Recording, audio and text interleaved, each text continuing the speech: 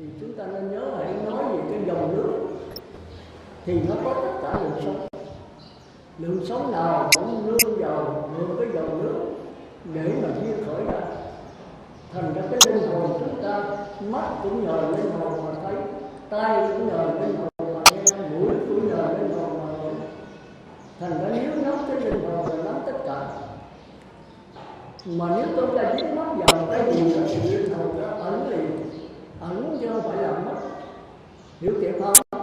Ví dụ mình nhận con mắt là của tôi thì con mắt này nó phát hiện từ linh hồn, thì linh hồn này nó thấy được đó. Chính con mắt này là truyền cái, nó che lại mất cái linh hồn. Còn khi mình có mắt mình thấy, mình nói cái thấy không phải tôi, phải của tôi, mà chính linh hồn là cái biết, cái này mới là tôi. Thì cái biết nó hiện liền. Thành ra mắt thấy, tai nghe, mũi ngửi, mà nó mắt tai mũi ngửi, mắt thì thấy, tai thì nghe, mắt thấy, chứ còn cái linh hồn không có thấy. Tai nghe thì cái lỗ tai nghe, cái linh hồn không có nghe. Mà nói linh hồn không nghe là không đúng, mà nó nghe là không đúng. Chúng ta thấy những cái gương, quý vị để có bông vàngในgương thì quý vị thấy là cái bông ngoài này, những cái bông trong gương là một hay là hai? Một là sai, hai là trật, phải không? Cái bông này là bông thiệt, bông này là cái bóng của cái bông. Mà cái bóng của cái bông cái này là một thứ. Nhưng mà là bóng thì nó đâu còn trăm phần trăm thường tí nữa. Thì cái linh hồn cũng vậy, nó nhận cái bông này, cái bông trong này, cái bông trong hồn. Rồi cái bông này qua mất rồi thì cái linh hồn nó trong cái như vậy. Mà lúc có cái bông này, cái kiến nó cũng trong sạch như vậy. Thành ra có 100 cái bông, 100 cái bình chỉ thì cái gương nó nhận hết. Mà nó không giữ là nhận được cả phản xạ trở lại xanh. Thành ra khi mấy cái này đi hết thì cái gương nó vẫn trong sáng. Mà có cái này đó thì cái gương nó vẫn trong sáng. Còn mình nhận cái bông ở trong gương này là của tôi thì cái trong sáng nó biến mất, nó ẩn ngay đó. Hiểu chuyện không? Thành ra tu Phật đó quý vị thấy bằng mắt, nghe bằng tai, ngửi bằng mũi, nói bằng miệng. Quý vị đừng có nhận cái thấy này là tôi, mà biết cái thấy nó không phải tôi, mà cũng không phải khác tôi. Thấy bằng mắt thì cái gương nó vẫn biết đi chăng, nhưng mà nó không có dính mắt vào cái thấy, thì cái đó là Phật. Ví dụ ăn món đồ ngon thì các bậc thánh Phật cũng biết rồi đó, biết có thể còn hơn mà thanh tịnh là biết hơn. Nhưng mà biết rồi cái mai mốt mình kiếm ăn nó ghiền, nó dính mắt. Còn cái này ăn rồi qua thôi, có thì ăn, không có thôi. Còn đồ dở mình biết là dở thì Phật ăn là cũng biết là dở, nói là không ngon. Nhưng mà không ngon mà không bệnh thì là vẫn ăn. Còn mình là đập bỏ. Giờ kỳ sau có thì không ăn, ngài không có gì đâu. Thành ra ngon, dở, ngọt, béo, sống, chết, các ngài vẫn có giống Phật rồi. Không có khác gì nữa. Đau thì ngài vẫn đau.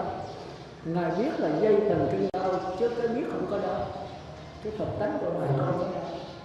Một khi sắc thân ngã xuống chết thì ngài biết sắc thân chết. Thì thân chết chứ cái biết không có chết. Thành ra cái này chết nhẹ rồi không giống như chúng ta. Hiểu kịp không? Thành ra tôi nói cho rõ cái đầu rồi. Thật ra nó không phải khó, nhưng rất khó. Vì sao mà khó? Vì chúng ta theo có thói quen, làm theo thói quen. Con mắt của tôi, sắc thân của tôi, phải đánh thì tôi thấy đau, cái đau là tôi. Mình cũng biết đau gì, mà biết đau là cảm giác, chứ cái biết không có đau. Ngài nhận được cái biết thanh tịnh yên lặng, mình không nhận cái biết. Nó ở đâu? Nó cũng ở ngay sắc thân này. Nó là dòng nước. Còn cái đau này là lượng sống. Thành ra sống dòng nước không phải một, không phải hai, mà mình chính là dòng nước, chứ mình dòng nước đến hồn, chứ mình không phải là sống. Thành ra Bát Nhã Tâm Kinh nó sắc bất dị không, không bất dị sắc, sắc tức dị không, không tức dị sắc.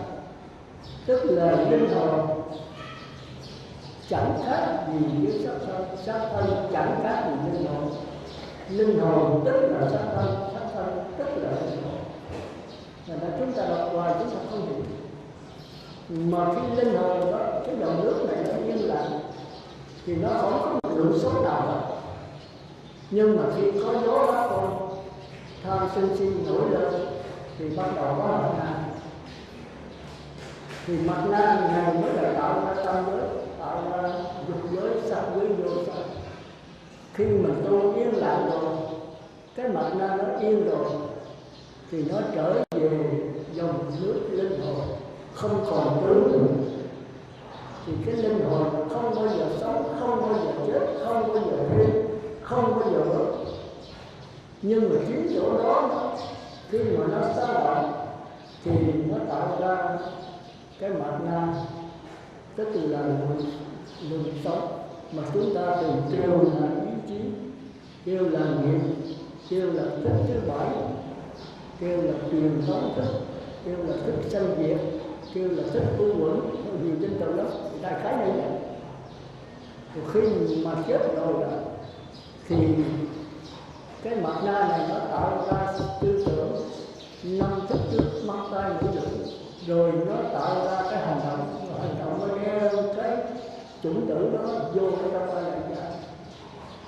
Mà chủng tử đó thì nó giống như cái hột giống như dòng nước, nó nằm trong ai lại ra thì nó bị chuyển thành cái dòng nước chứ mà không thấy.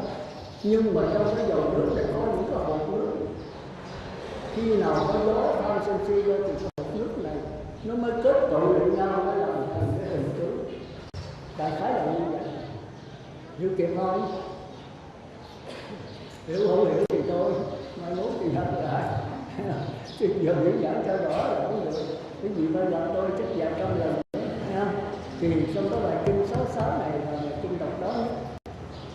Thì tôi sẽ đi sâu vào đó. Rồi quý vị lần nữa quý vị sẽ hiểu.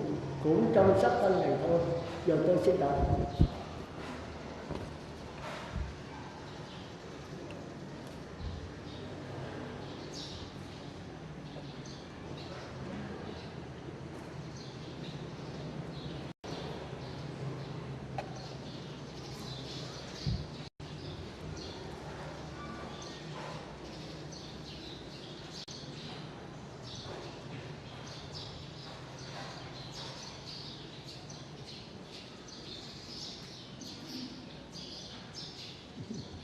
Còn có 30 phút, nửa tiếng nữa.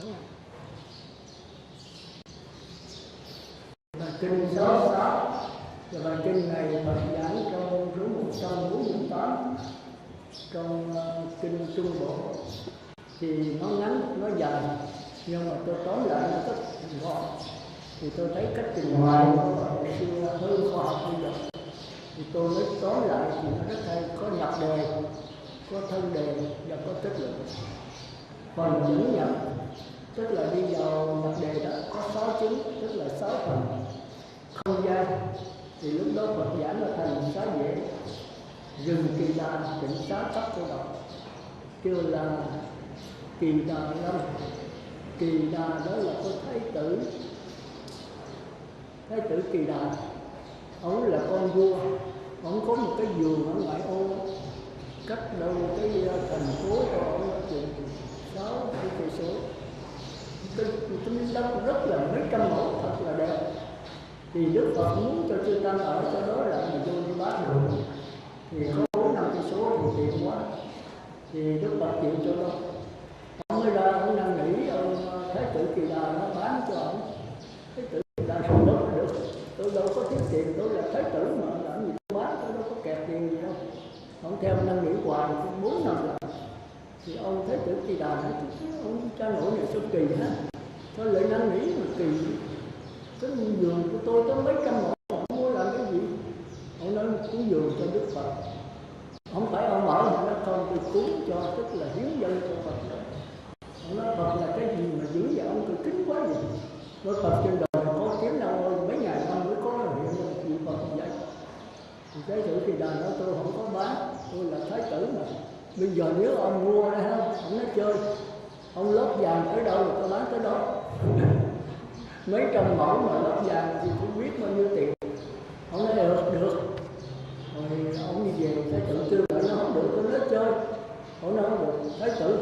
chơi con vua là nhất nương ký sức là tứ mã năng tiên, ngài nói ra là phải dụ nữa. Thì Thái tử kẹo rồi, ông mới về ông trở dài, ông ép lại cho mỏng, và mấy ông bà đeo không quý mà nếu để cục thì chịu đâu có nổi, nó ép lại mỏng mới trải ở trên đất, trải tới đâu thì ông mua tới đó. Thái tử nói vậy mà, thì ông trải 10 cái nhà chứa vàng, 10 cái kho, ông lấy tới 5 kho thì nó cạn, những miếng đất tới 10 mấy mẫu nó cạn hết trơn. Tôi ở nhà ta không quá không nó không, ta cúng cho Phật, Phật mà đã nhận rồi thì nó rồi 5 kho kia là kim cương, ông nó bán đổi ra giá cho mỏng đem đi giải hết, thì đâu 7-8 kho gì còn khắp, tràn khắp hết cái vườn đó, 100 mấy chục mẫu.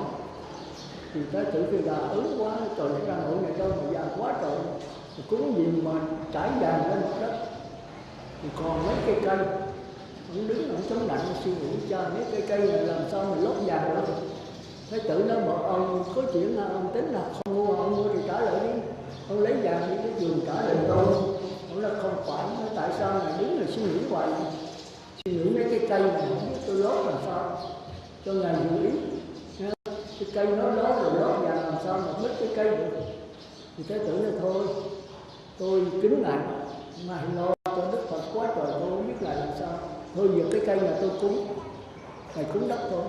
Mà cái vườn có mấy chục ngàn cây, thì thôi cây tôi cúng rồi cái đất này lót vàng tới đâu thì ngài mua tới đó, thì ông lót hết trơn cái vườn. Thì Thái tử thì đó cuộc mới là nhờ ông cấp cô độc dẫn đi gặp Đức Phật. Gặp trước pháp một cái ông đi sao Đức Phật vì như đắc quả thánh đầu tiên đắc lương. Thì đại khái cái vườn vậy đó, là nó kêu là kỳ thọ cấp cô độc viên. Kỳ thọ là cây, kỳ là kỳ đà, cây có thấy kỳ đỏ, viên là vườn, cấp cô độc viên là vườn của ông cấp cô độc. Rồi đại khái vậy ha. Không gian là đại thành xá vệ, rừng kỳ đà, tịnh xá cấp cô độc. Thời gian thì lúc đó là sau khi cúng dường rồi Đức Phật mới kêu có 16 lượng pháp đi chỉ cách cả 6 lượng pháp là bàn tay ở ngoài đó là văn thiên văn địa lý dọn ra hết trơn. Thì mới kêu ông đi cất có mình thôi, không phải như mình bây giờ cất đó là tăng đi người ta làm thành luôn. Hồi xưa thì mướn không à, có dọn vào thì cách cất thì sao, cất tịnh xá của Phật kiểu nào chỗ Phật ở chỗ Chư Tăng thì sao thì ông sao là Phật rồi ngài là ngoài là ngoại đạo là có thiên văn địa lý rồi thì nó này đó. Thời gian thì một thở nọ, đây là không có nói sáng trưa chiều gì hết, thì nói thời gian là một thở nọ. Thì chúng ta đọc trong kinh đó, một thở nọ Thế Tôn an trụ xá vệ thành kỳ cộng viên trung một liên chứng được không vậy đó. Thì thời gian đó là một thở.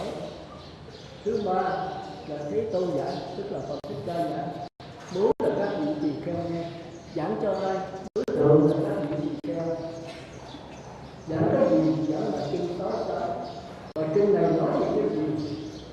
Nói về nội dung sơ trung hậu viện phạm hạnh hoàn toàn viên mãn. Nói về cách tu. Lúc đầu cũng là niết bàn, cái giữa cũng là đi tới niết bàn, cái cuối cùng cũng đưa tới giải thoát hoàn toàn. Sơ trung hậu đều là thánh thiện hết. Rồi phải là 6 phần, nó đọc lại. Một là không gian, hai thời gian, ba là đạo pháp Thế Tôn giảng, bốn là các vị tỳ kheo, năm là sáu là nội dung giải thoát. Rồi bây giờ trình bày, Đức Phật dạy vô cái trình bày rõ trộn, rồi mới đi tới nhập lưu, nhất dẫn lai, bất lai, vô sanh lai, rồi kết luận.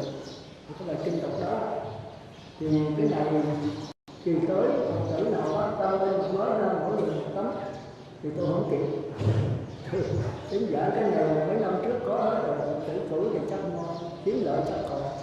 Tự mới in cái này có 2 tấm thôi, có một kỳ đầu quý vị in cái 3 tấm thì nó nhiều, in coi là nó tờ này in 2 mặt, Chỉ có 2 tấm thôi, mà in theo cái chữ này, chữ lớn mà rộng, còn từ trước in chữ nhỏ mờ lắm nha.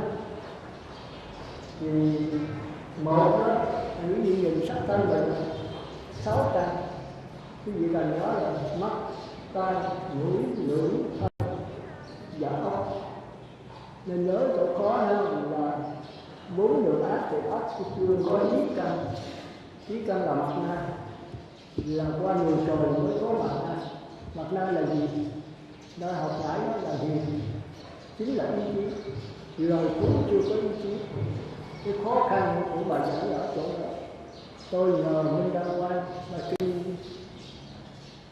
kinh 6 căn, lục căn này có giải kỹ, tôi coi đó là tôi giải cái này là cho nó rõ ràng hơn. Thì 6 căn là mắt, tai, mũi, lưỡi, căn và ốc hay là ý căn. 6 căn là sắc tinh hương vị xúc pháp. 6 thức là nhãn thức, nhĩ tỷ thiệt thân ý thức. Và 6 xúc là nhãn xúc, nhĩ xúc, tỷ thiệt thân ý xúc. 6 thọ là nhãn nhĩ tỷ thiệt thân ý thọ. Và 6 ái cũng nhãn nhĩ tỷ thiệt thân ý ái. Thì ở đây chúng ta phải để ý 6 căn đây đó, thì chúng ta nghe chữ căn chúng ta ít hiểu. Còn nếu chúng ta học kinh hay bác sĩ thì nói là sinh lý thì chúng ta dễ hiểu. Mắt, tai, mũi, lưỡi, thân, ốc là sinh lý. Còn 6 trần đó là sắc sinh hương vị xuất phát. Trần đây đó là vật lý. Vật lý như cái bàn, cái bình thủy, cái tịnh xá, giày dép, mũ nón. Còn thinh trần là âm thanh, tiếng chim, tiếng dế, tiếng chó sủa, tiếng người ta nói, vân vân. Còn hương là mùi gì? Mùi thơm, túi, không hương. Và vị trần là chua, ngọt, đắng, cay. Rồi xúc trần là lạnh, nóng, trơn, láng, mịn màng, vân vân.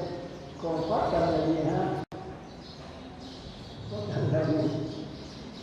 Cái này là mấy cái căn quản đó, phải không? Ai biết pháp trần là cái gì?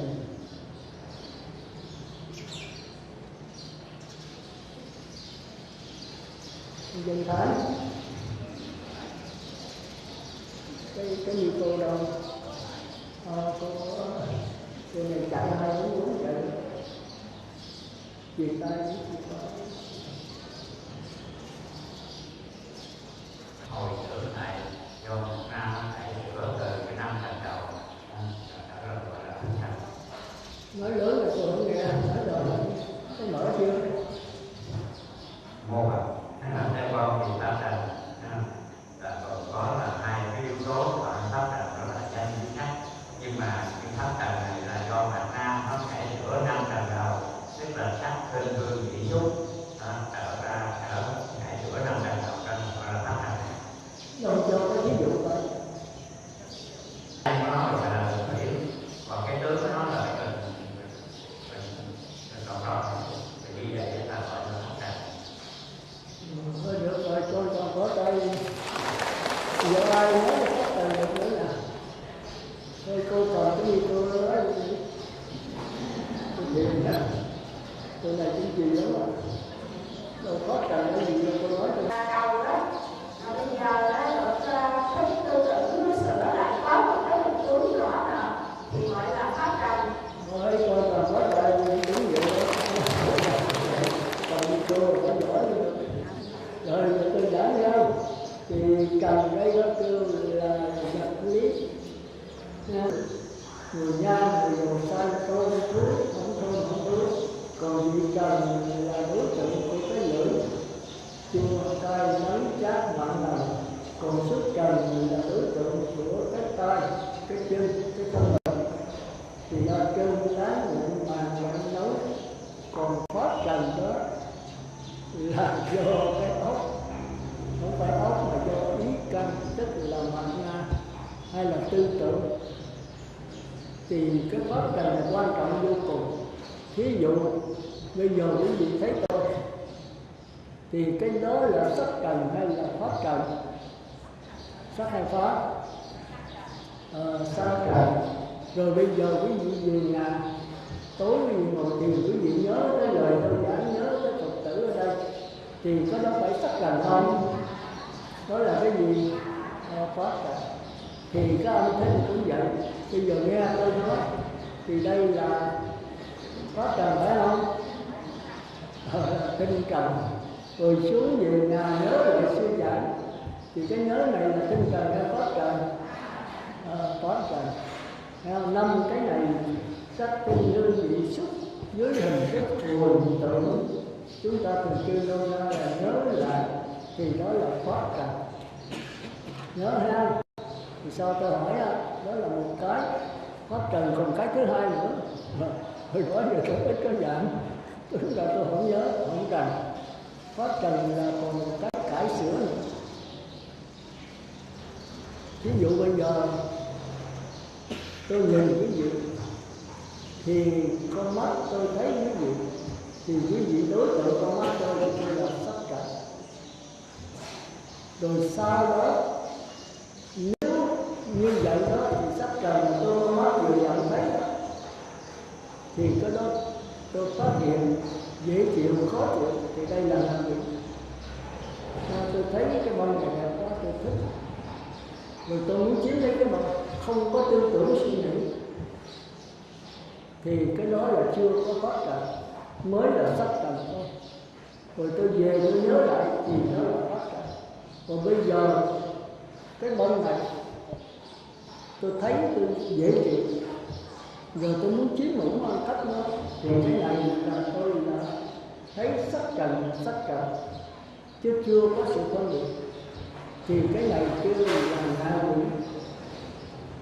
Quỷ là xảo quyệt, ngạ là đó, xảo quyệt đó. Tức là tôi nhìn sự vật qua cái con mắt, qua cái sắc trần mà chưa có tư tưởng phân biệt trong đó. Thấy cái bông này mờ mờ, thì cái thấy mờ mờ đó là Phật kêu là vô minh. Thì tôi bắt đầu hành động theo cái mờ mờ đó, kêu là hành động theo cảm giác của ngài quỷ. Rồi khi mà cái pháp trần này đó mà đi qua loài thú, con chó, con trâu, con bò, thì bắt đầu nó có cái đầu óc. Chúng ta nên nhớ ngạ quỷ đó là cỏ cây, chưa có đầu, chỉ có thân, cái cảm giác. Chúng ta thấy những cây cỏ cây, cái đầu nó ở đâu? Đầu ở dưới đâu? Phải không? Cái chân nó trỏng lên kìa. Thành ra kêu nó là sống lộn người. Nó chưa có cái tư tưởng, cái óc để phân biệt. Hồi nãy chúng ta học cái óc là cái chỗ để phân biệt, tư tưởng người cái óc để phân biệt. Thì loài ngạ quỷ chưa có óc, tức là chưa có sự phân biệt. Mà nếu chúng ta nhìn sự vật gì mà chúng ta chưa phân biệt mà chúng ta hành động, thì cái đó là ngạ quỷ. Chúng ta đói thì ngạ quỷ nó cũng đói. Mà nếu con thú thì nó phân biệt, nó thấy người ta có đồ ăn thì nó muốn ăn, thì nó phải coi chủ đánh nó. Còn có đây nó có chỗ nào có nước thì nó soi vô nó uống. Nó uống tới cả nước đường mương, nước ở cái chuồng heo thì nó đưa lên cái nước dừa có mùi cước heo. Phải không? Ai ở quê thì biết cái đó. Hồi đó tôi không rành, tôi đi mua, học trò nó mua dừa cho tôi, nó chặt ra tới hôi có mùi cước heo. Rồi tôi mới kêu nó là uống thử, nó cái này trồng thử ở chuồng heo thật. Mà thành ra nó không có tư tưởng phân biệt. Cũng như cỏ cây, chúng ta thấy cái cây mà nó trong bóng tối đeo ánh sáng cây thôi. Còn nó uống nước, nó đi tìm nước, mà nó đi được không? Không. Mà ngạ quỷ không có nước đi, nó bò nó thôi. Còn tới súc sanh thì có cái đầu, mà đầu cái đít nó ngang nhau, phải không? Con chó, con mèo, con trâu, con ngựa thì đầu có đầu đít ngang đó. Còn người ta không có, người ta đầu trên chân dưới. Thì người ta bắt đầu ý chí bắt đầu có sự cải sửa. Cải sửa tức là ở trong đạo Phật kêu là luân lý. Lý là cái lẽ sống, luân là cái bánh xe, cái lẽ sống vòng vòng. Ví dụ phải có bổn phận, có quyền lợi, có bổn phận, có quyền lợi và có có tội không? Bổn phận, trách nhiệm, quyền lợi. Cái việc bổn phận làm con đối cha mẹ như thế nào, và trách nhiệm cái cha mẹ hưởng quả làm sao. Quyền lợi là cha mẹ có tài sản có quyền lợi hưởng thụ. Thành ra do trách nhiệm quyền lợi bổn phận này mới có sự tranh giành, có vấn đề, mới có sự đau khổ. Làm con người có nhiều bổn phận, nhiều trách nhiệm quyền lợi. Bổn phận làm con, bổn phận làm cha, làm mẹ. Mình con có cha mẹ mình có gia đình, mình là cha mẹ của con mình. Bổn phận làm ông nội, ông cố. Bổn phận là người dân, bổn phận là người học trò, bổn phận là người phật tử. Ôi đủ bổn phận đó. Bổn phận thì phải lo tròn trách nhiệm. Mà bây giờ gặp cái hoàn cảnh mà không biết nữa làm sao, mà tính làm sao. Ví dụ như là một người gia đình đó, ông thanh niên đó có vợ, thì cha mẹ bên vợ với cha mẹ bên ông có sự hiểu lầm, lấn cấn nhau. Ông bên ai? Không biết bên ai. Giữa anh em của mình với anh em bên vợ mình có sự hiểu lầm, mình sẽ bên ai? Rồi giữa vợ mình với cha mẹ mình mà có sự lấn cấn, mình sẽ theo ai? Có vô số trường hợp. Thành ra tôi nói là người thì khó, thì có người nói là chó thì dễ, chó mà khó hơn. Chó nó ngu si, muốn bắt đánh đập muốn giết gì được. Con người biết cải tổ, con người có ý chí cải sửa. Nhưng mà có cải sửa là có bắt đầu có vấn đề. Mà có vấn đề thì có đau khổ. Mà có đau khổ thì mới đạt được. Có đau khổ thì mới ra được. Có đau khổ mới có tiến hóa. Mà tiến hóa thì lẫn quẩn, nhưng mà tiến hóa cao thì cái tiến hóa không giải quyết vấn đề thì mới qua làm Phật. Nó đại khái vậy. Thành cái bài kinh này nó hay ở chỗ đó, hay ở chỗ đó. Nghĩa là ngạ quỷ là ở đây chưa có đầu, tức là chưa có sự suy nghĩ, sự phân biệt. Nó sống như là đứa con nít, sống như trẻ thơ, ăn rồi ngủ rồi không có lo gì hết. Thành ra nói cái cuộc đời của mình đẹp nhất là cuộc đời học sinh. Nó tình học sinh như giải thơ, như bộ gió như hoa gì đó. Ôi vì suốt đời mình liều xa mấy trường học sinh là đẹp nhất. Nhưng mà thời đó là thời ngu nhất, không biết tính toán, cha mẹ lo hết đi học ăn rồi đi chơi giỡn bắt bướm bắt cá rồi chơi chơi. Thành ra một vị Phật đó khi mà đắc quả rồi nó giống như đứa con nít, nghĩa là không có phân biệt. Nhưng mà coi chừng đứa nít khác Phật khác. Đứa con nít với một ông già từng trải thì chúng ta thấy giống hệt nhau. Một bậc thánh nhân là từng trải là chửi họ, nói xấu họ, chửi nặng họ biết không? Biết. Mà họ giận không? Nếu là thánh nhân có giận không? Còn đứa nít chửi nó không biết nó có giận không? Cũng không. Mình kêu nó, mình rút ra, mình khen ngợi, cười nó, mình chửi ông cố ông nội nó thì nó cũng cười. Nó có biết mình nói gì đâu. Thành ra đứa con nít và thánh nhân nó giống hệt. Khi nãy tôi nói 2 ly nước. Còn khi nó lớn lên nó thành người. Con nít nó là cỏ cây. Rồi lên tới 5-6 tuổi nó bắt đầu có tánh tình không lòng thú. Tới 17, 18, 15, 17 tuổi bắt đầu rồi. Bây giờ bắt đầu có ý chí, có học tập, nó có sự tính toán, đắn đo, lựa chọn. Còn loài thú có tư tưởng. Chúng ta thấy loài thú đó, nó biết là chủ nó, mà đi đâu về cái nó mắc luôn, nó mừng. Mà hãy chủ nó đi mặc đồ trắng mà về mặc đồ đen có sủa. Còn người ta có sủa không? Chủ mình, cha mình đi mặc đồ trắng về mặc đồ đen mình chẳng biết cha mình. Con chó nó không phân biệt. Nó phân biệt mà phân biệt không có rõ ràng. Thành ra trong bài kinh này chúng ta học là chúng ta biết cái con người chúng ta. Có khi là thân người mà cái tâm, cái hiểu biết mình là ngạ quỷ. Có khi cái thân người mà hiểu biết là súc sanh. Có khi thân người mà hiểu biết là người. Có khi thân người hiểu biết là trời. Mà cái hiểu biết là cái dính mắt đầu thì nó chết đầu tay. như cõi súc sanh, thì cái hình tướng như người ta với súc sanh giống hay khác? Khác, phải vậy không? Nhưng mà cái tâm nó giống hình. Con chó đó thì nó không có hiếu cho mẹ, nuôi nó lớn rồi nó bỏ đi. Còn người ta thì có vậy không? Nếu người ta mà cha mẹ nuôi lớn rồi bỏ đi vẫn lo thì cha mẹ thì đây là con thú. Thành ra nếu mà ai sống với cái tâm đó, coi cha mẹ không ra gì khi chửi cha tấn nhẹ thì mày là đồ súc sanh. Thân người mà tâm là tâm chó, tâm thú. Tâm thú thì chết rồi còn lại cái tâm, mình kêu là linh hồn. Thì cái tâm chó thì làm sao? Sắc thân chó, kiếm cái thân chó mà chui vào. Khi chó được cho cái do tố thì cái linh hồn, cái tâm chó này nhào cho nó. Có một con chó con. Thì chó con với người ta đó là một hay là hai? Một hay cả? Cái gì không? Tôi đứng nó trả lời cái.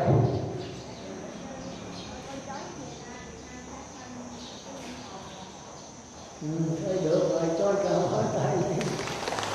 Đó thì con chó với người ta đó là hai cái thể xác khác nhau. Con chó người ta làm sao giống được? Nhưng mà vì cái người ta là tâm chó, cho nên chết rồi, cái nghiệp thân người hết rồi, thì cái tâm chó phải mang tâm chó. Còn nếu bây giờ tôi tu tức thiền hay là nhị thiền, tôi đắc nhị thiền, thì thân tôi là thân người, mà tâm tôi là tâm trời nhị thiền. Thì hết cái nghiệp người này rồi tôi sanh về cõi trời sắc giới. Cõi trời sắc giới cõi này khác không? Khác.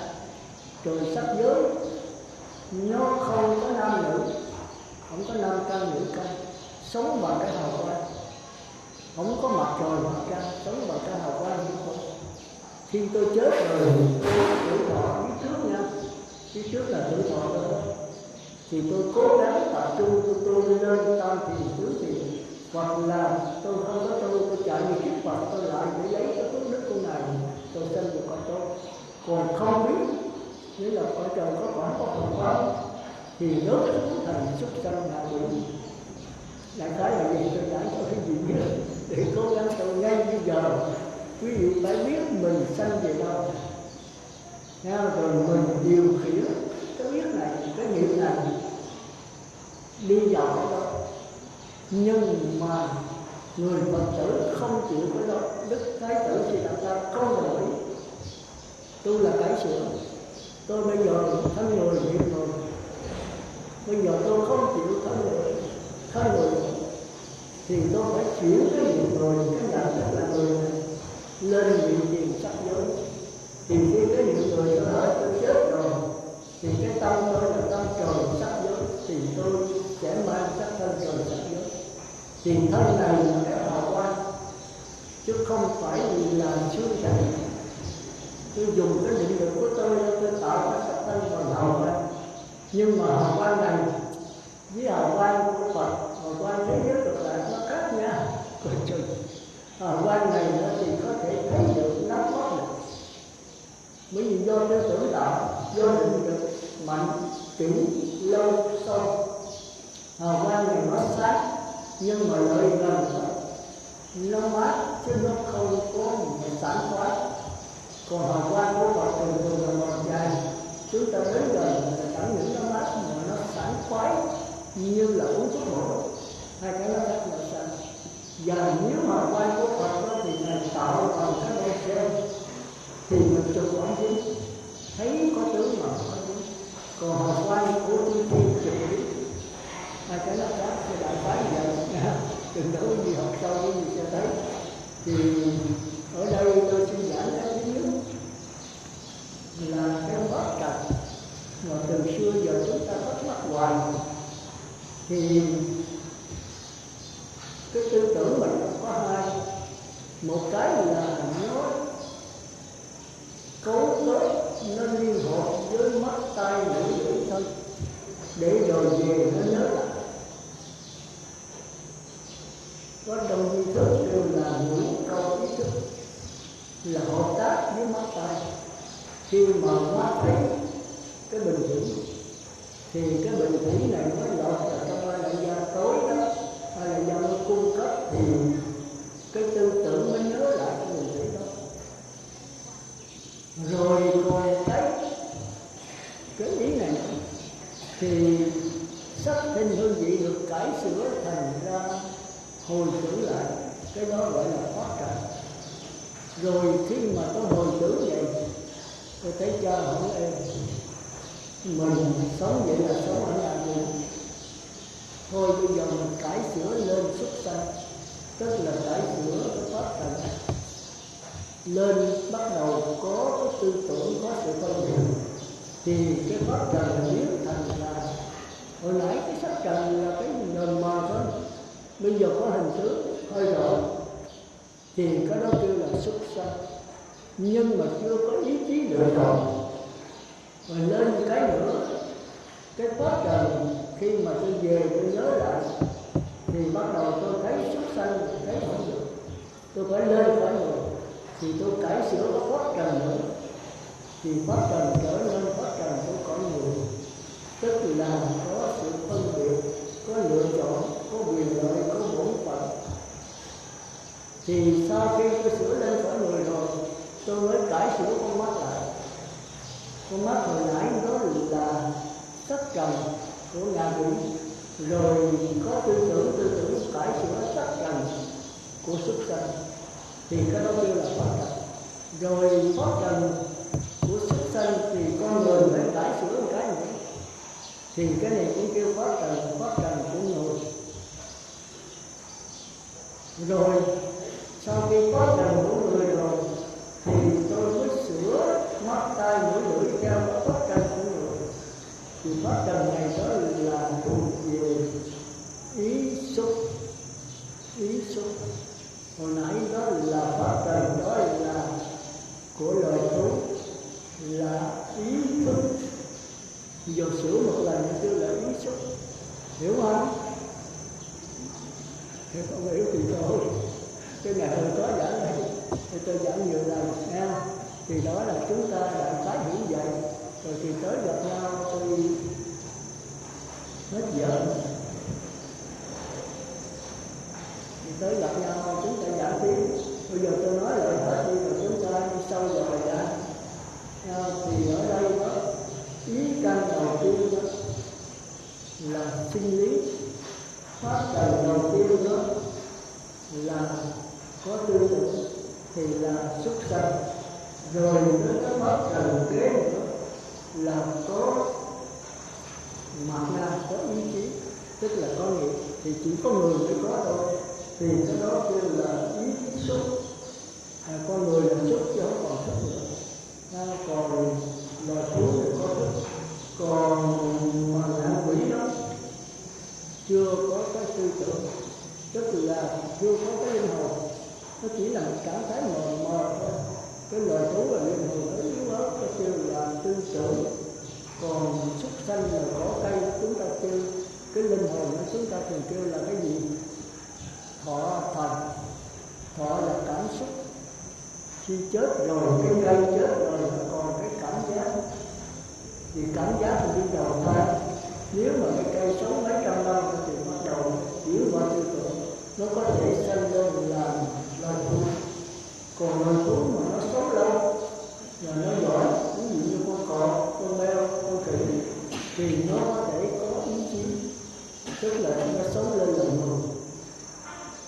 Chúng ta thấy loài thú có nhiều con giỏi, nếu mà luyện tập nó thì nó phải làm được. Chẳng hạn như cái con sáo, con chim, chúng ta lên và thử trí tịnh đó, thầy có nuôi cho nó biết niệm Phật đó. Mình nói cái mình kêu nó, cái nó ai đi đạo Phật, ai đi đạo Phật, thành ra nó tập trung kỹ rồi thú nó có thể trở lên là người. Mà người mà tập trung kỹ mạnh lâu sau nó có thể giảng sanh được cõi Phật. Chỉ có người mới giảng sanh được. Còn xuất sanh chưa có thì nó không có nghiệp, nó không biết cải sửa. Còn người ta là cải sửa. Ví dụ là thú chúng ta thấy như con chó, nó bệnh thì nó ăn cỏ, ọc ra hết bệnh. Mà không nói thì sao? Thì chết nhiều nữa thôi. Còn người là có Đấy mà uống thuốc nam không hết, uống thuốc bắc không hết thì thuốc tây không hết thì mổ sẽ có đủ cách đó. Còn cõi trời người ta hơn, cõi trời người ta bắt đầu có nghiệp mà lại có kinh nghiệm. Thành ra chúng ta thấy trong Linh Tử Lăng Nghiêm đó chia ra cái tình với cái tưởng. Tình là cảm giác, tưởng là gì? Tưởng là lý trí. Thường tưởng tất thanh, thường tình tất đỏ. Ai mà tư tưởng nhiều thì người đó tiến hóa, ai mà sống tình cảm nhiều thì đó xa đọa. Thành ra người nữ thì sống về tình cảm nhiều, người nam là tôi nói là cái không phải sắc thân nha, mà cái tâm. Người nam thì thích sống về tư tưởng, thành ra người nam ít có bị xa đọa. Mà xa đọa làm nữ thì khổ lắm, đủ thứ hết trơn. Mà sanh con mà làm lo ăn mặc nó bệnh trong gia đình, người nữ người mẹ là khổ. Thành ra chúng ta thường nói dễ Như Lai thì nhớ ơn cha mẹ, nhưng mà thường với bài thơ của mấy tiên sĩ là nhớ ơn mẹ nhiều. 10 người hết 9 người, chính tôi cũng vậy. Tôi thích mẹ tôi hơn cha tôi. Cha tôi thì giống như Trương Phi, thì tôi nói là thích mà thù nữa. Nếu mà tôi không nhờ đạo Phật là có thể là thù. Không đánh con cũng như là công an mà tự nhận. Gây khoan, không có. Còn bà mẹ thì chưa có người mẹ nào trên đời mà mẹ tôi không này với mấy con. Nhưng mà tôi lại sợ bà. Sợ cái gì biết không? Bà dạy mà nói được thì bà khóc. Có cái khóc à? Khóc là mình phải nghe thôi, không ngủ nữa. Thành ra một cái lửa, một cái nước. Và ông thí chủ tôi là dạy không được thì dạy ghế khoan. Vẫn thấy ngọn túi bụi khi mang tới lỗ đầu. Còn bà thí chủ tôi dạy 1 lần 2 lần cũng được, bà không là khóc. Không bao giờ đánh con. Mà mình lại nghe, mình rất sợ bà. Ông thí chủ tôi mà chết tôi còn bà mà bệnh cái tôi lo vô cùng. Mình muốn cho bà sống hoài chứ mình. Vì nó ấm cúng hơn. Ông thí chủ là ông nóng quá, ngủ bậy, ông chết sớm. Mà trái lại ông không chết là bà thí chủ tôi lại chết trước. Cuộc đời nó vậy đó. Điều đó mà mình là cái tánh thú vật. Tôi có cái hiểu biết. Rồi tôi đi xuất gia rồi tôi kính là thí chủ tôi, kính là thí chủ tôi. Mà ông thí chủ tôi có phước. Và thí chủ là lúc chết đó thì thời bao cấp lộn xộn tùm lum. Rồi lúc cũng còn không cho dù, nó chưa có một cha mẹ, nhiều cha mẹ. Nó có chỉ là có nhiều cha mẹ. Chừng nào xưa ở Bạc Liêu á, xưa là cháu tâm phải. Còn bây giờ đây Phật tử nào đáng tuổi mẹ xưa có bệnh thì xưa lại có mẹ. Có của mẹ xưa đó. Chúng đâu phải có một mẹ, nếu một mẹ là xưa linh hội lấy với bà. Thì Vu Lan năm nay là Vu Lan. Vu Lan báo hiếu. Mình nói là theo chương một kiền liên, mốc xì, theo liên cõi trời. Tâm hiếu là tâm Phật, đạo hiếu là đạo Phật giáo. Tâm hiếu là tâm trời, đạo hiếu là đạo trời. Chỉ có một kiền liên đó mới là tâm hiếu là tâm Phật. Nó khác nhau sao quý vị biết không? Mình có một cha một mẹ, còn ông Phật ông có vô lượng cha vô lượng mẹ. Thì hôm trước tôi có kể cái chuyện mà Mặt Lợi Phu Nhân vô Ba Tư Nặng. Ông nói ông thương Mặt Lợi Phu Nhân, ông thương mẹ, thương thần dân. Thì bà Mặt Lợi chứng minh cho nhà vua thấy ngài không có thương tôi, ngài không có thương thần thiết, cũng không có thương mẹ, không thương thần dân. Ông vua nói sao kỳ vậy, bị thương ai? Ngài thương cái bản ngã của ngài. Do đó mà ông vua lấy lòng bà thì hỏi bà đi bà giải thích. Bà nói biết giải thích ông vua không hiểu. Bà mới đem cái thí dụ. Đã nói bây giờ mẹ nó thương thần thiết nhiều nhất còn hơn mẹ bệ hạ. Rồi kế mới mẹ bệ hạ, kế mới là bá tánh thần dân. Bây giờ thần thiết cho cái thí dụ ha. Mà thí dụ thôi nha, không phải sự thật nha.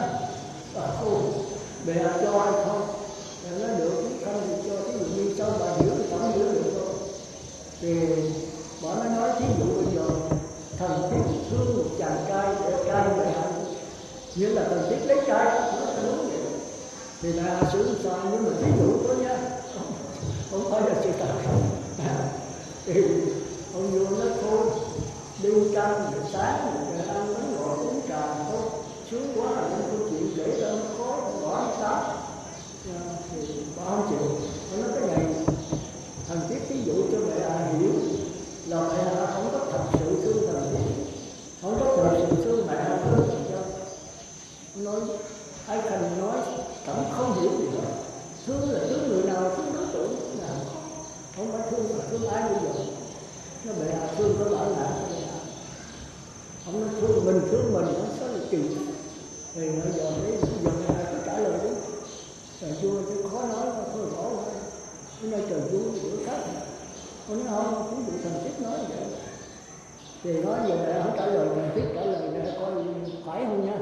Thì mẹ sẽ chặt đầu thần thiết, lắc từ viết từ cho thần thiết, nhúng thần thiết vào nhau. Phải vậy không mẹ thì vua chắc phải vậy thôi. Ông nói vậy mà đã thương người ta mà giết người ta thì thương cái gì? Sở dĩ bệ hạ thương thần thiết là thần thiết vuốt nghe cái bản ngã của bệ hạ, thần thiết lo cho bệ hạ còn hơn mẹ của bệ hạ.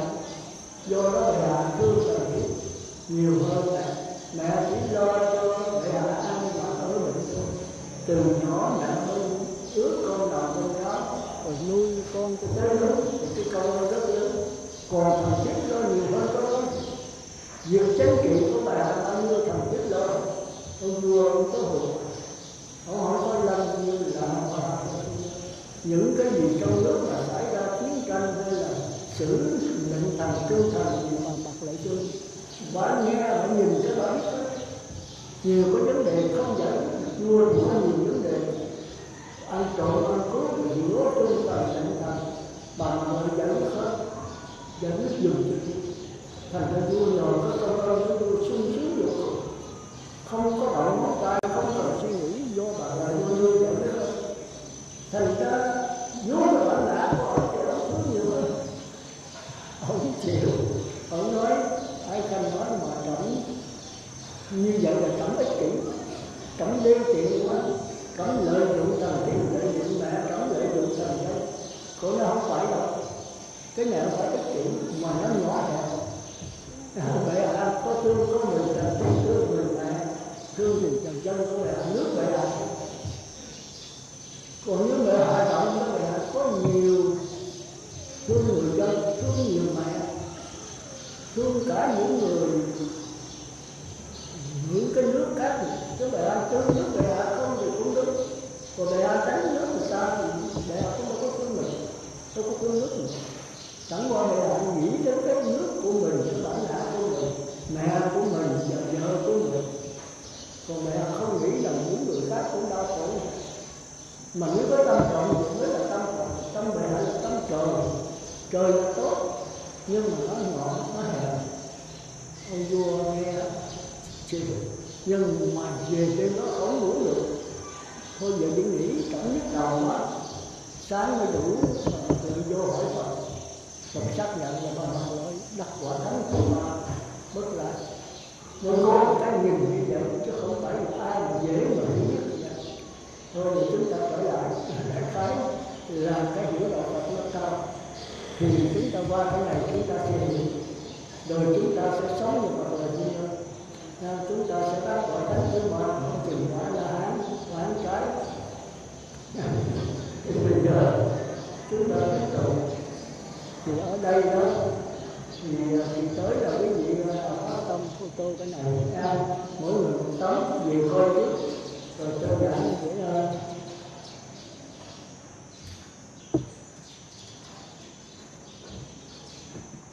thì tới đó còn phần thứ hai là nói về cái phần thứ nhất là nói về giáo trụ đấy.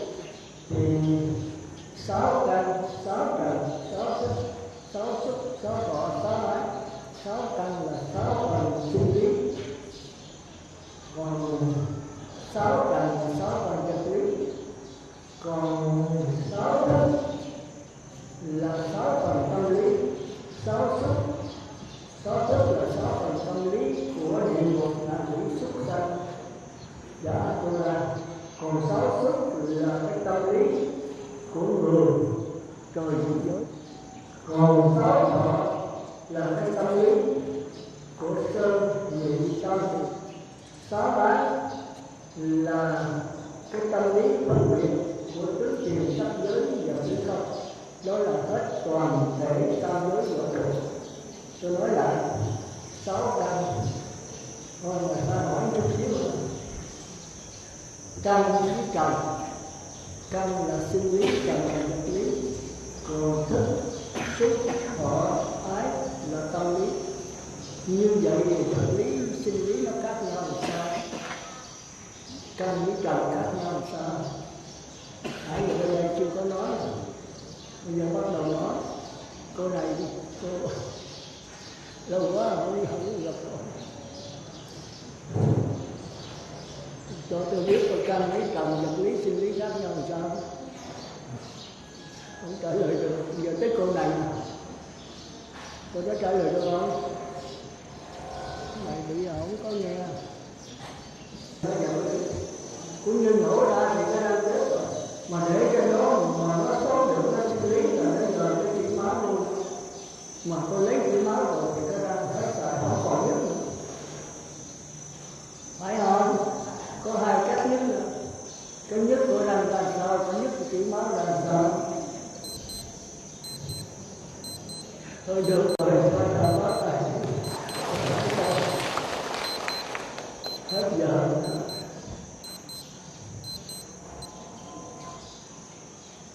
Bây giờ để tôi hỏi tới là cái điều quan trọng đó. Bây giờ ai trả lời được, cô đang nói gì chưa có. Cô này, cô này đâu? Cái gì là bà con? Cái gì là căn, cái gì là trần? Các nhau sao? Bữa nay tôi run quá vậy. Tôi uống vô không có gì. Căn là mắt, tai, mũi, lưỡi. Còn cái đi cô mà mặt xanh lè thì ngáo quá là có ngáo nó phải hỏi cho tôi giờ ai nữa nào. Cái này là mấy phụ tử là biết hết ở trong mình. Vật lý và sinh lý phải có gì được. Thấy không? Bây giờ cô này tụi tôi bị lớn mà chưa biết lắm. Rồi căn có bao nhiêu thứ, con mình có mấy căn? Có bao nhiêu trần? Đâu cô kể coi. Mắt, tai, mũi, lưỡi, thân, ốc. Rồi trần. Căn là sắc, thân, hương, vị, xúc, pháp. Cô phải coi liên trà không? Cô nói rồi tôi không thấy, tôi thấy được chưa sống. Bây giờ cô phân biệt căn với trần khác nhau làm sao? Căn là có sự sống, còn trần là không có sự sống. Sự sống là sao? Sự sống là ví dụ như là cái bông, cái cây trồng có đất á, là sự sống, còn nở ra thì là không còn sự sống. Rồi cái còn cái căn nào nữa không? Con mắt là căn phải không? Nó có sự sống. Còn cái căn nào con mắt nữa không? Dây thần kinh. Đúng rồi, tôi nhìn rồi. Dây thần kinh với con mắt nó khác nhau sao?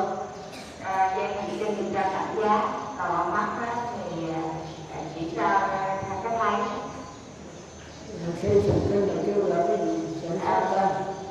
Tỉnh sắc căn. Rồi con mắt là phù trần căn.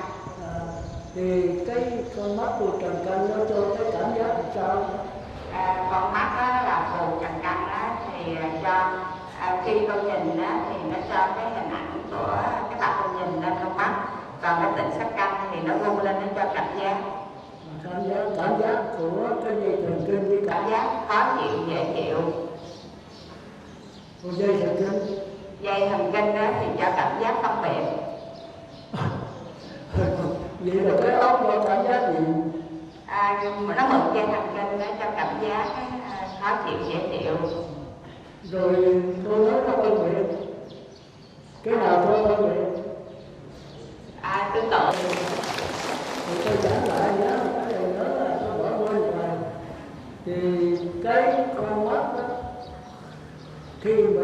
tròn đen này đó thì kêu là hồn trần căn, chúng ta dễ thấy đó. Còn dây thần kinh từ cái tròn đen mà nối lên đó cái đó là hay. Ở trong con người quý vị đó, rồi sau nữa quý vị sống mà quý vị nhớ không á, quý vị bác sĩ để cải sửa cho nó, rồi quý vị nhớ mà cải sửa quý vị không biết cái gì cải sửa, xuất sanh ngạ quỷ địa ngục. Còn quý vị biết quý vị cải sửa. Có nhiều người mà nhức răng thì biết đi tìm thuốc, con chó nó nhức răng nó biết đi tìm thuốc không? Không, cứ chịu chết thôi, thì đó là xuất sanh. Còn cái tìm thuốc mà quý vị tìm không rành, lúc thì hết, lúc thì không hết, thì đây là con người. Còn mà tìm mà rành thì đây là con trời của Chúa.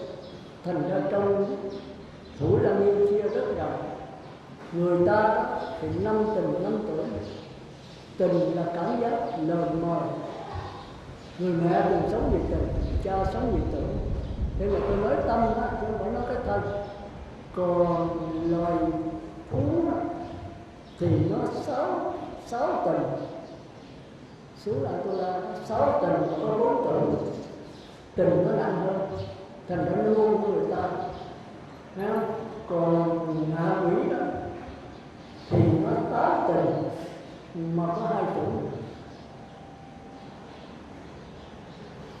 Còn tôi nói lộ thể pháp giới trong vũ trụ và toàn thể cái sắc thân này, chúng ta phải học từ từ.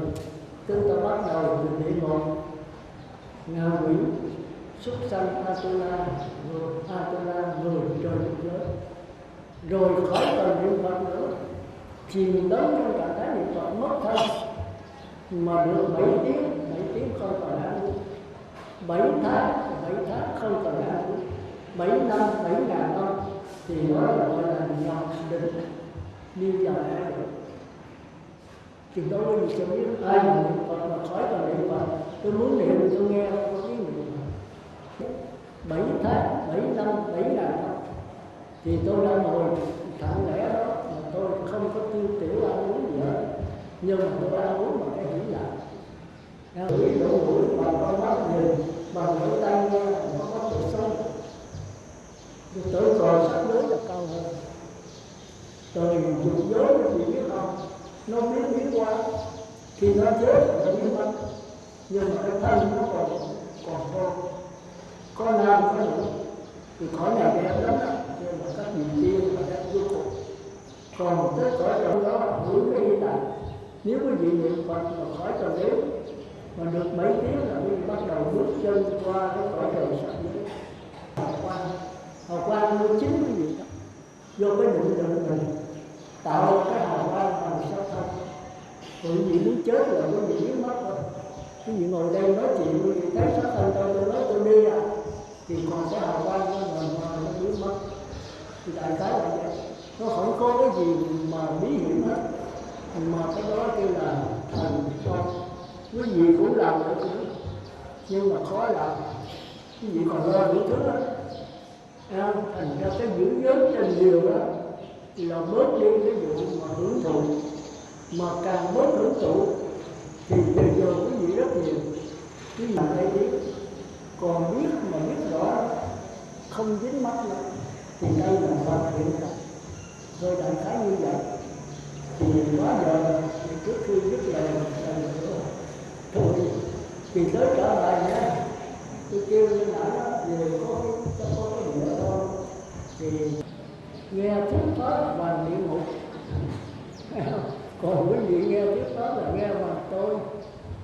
Quý vị mà nghe cái đĩa của Đức Phật đó thì có phải là mày cái máy trên cao tác lập quý vị dễ hiểu hơn. Còn mặc dù cái đĩa của tôi thì quý vị nghe là nghe bị còn chạy. Chúng ta cũng như toàn thể pháp giới đều sống là sanh và thành Phật đạo. Nam mô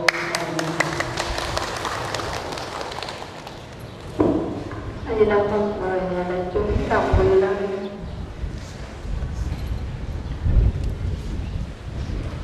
Phật. Nam mô A Di Đà Phật. Kính lạy thân người thừa biết cả hay thế non quần quá đạo màu. Từ bi thuyết pháp vô cầu độ cho sanh chúng, thoát hầu vấn mê. Kính bạch chân Hòa thượng Pháp sư, sáng hôm nay Ngài Đạo Tràng Tịnh Xá học trường chúng con đủ duyên lành, Hòa thượng đáp lại lời thỉnh cầu của toàn thể pháp hội đã chấm dứt quan tâm trở về Ngài Đạo Tràng.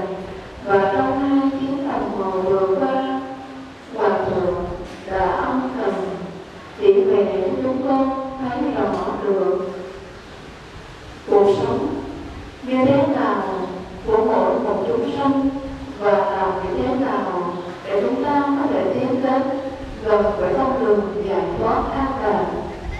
Chúng ta phải chúng con là những chúng sanh đang chìm đắm mê muội trong sự luân hồi. Hôm nay được Hòa thượng khai mở chỉ đường để chúng con thừa tư công đức ấy, thừa tư ý nghĩa sâu sắc của lời dạy của Hòa thượng mà tập tu sửa mình, giải thoát giác ngộ. Chúng con thành tâm y giáo phụng hành. Và giờ này con muốn thỉnh Hòa thượng cùng đại chúng đồng hồi hướng kính bạch Hòa thượng khởi xướng với những đồng mực.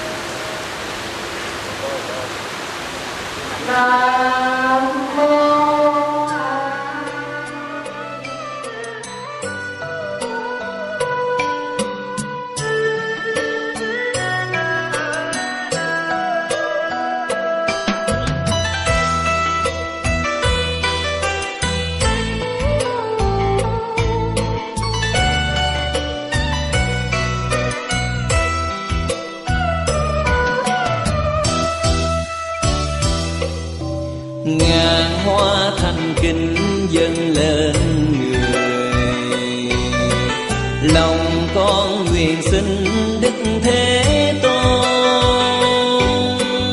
Đường bát chánh sáng soi lầm mê đạo, từ bi xóa tan bao khổ đau, hạnh phúc đến cho muôn loài. Quy dưới đài sen tâm hương, lòng con dè cho bao ước mong. Cầu cho xã tắc an vui, đồng xanh bát ngát lúa vàng triều bông.